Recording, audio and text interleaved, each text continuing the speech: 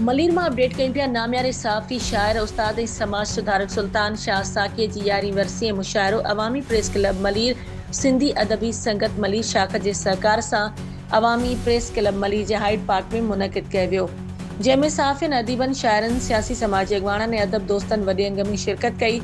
तक़रीब खां अॻु वफ़द चौकुंडे कब्रिस्तान पहुची सुल्तान शाह साकी जी मज़ार ते गुलनि जी चादर चाढ़े दुआ घुरी। तक़रीब जी शुरूआत ताज़ो लाॾाणो करे वियल सियासी समाजी अॻवान सरदार अख्तर आरफाणी जी यादि में 2 मिंटनि जी ख़ामोशी सां कई वई।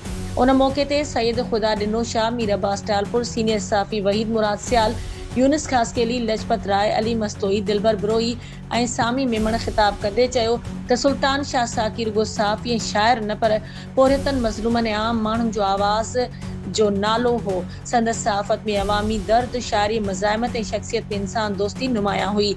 मुक़र्रिरीन चयो त सुल्तान शाह साकी जो फ़िक्र, कलम ऐं अवाम दोस्त किरदार अॼु बि ज़िंदा आहे। संदसि अदबी ऐं सहाफ़ती विरसे खे नए नस्ल ताईं पहुचाइण वक़्त जी अहम ज़रूरत आहे।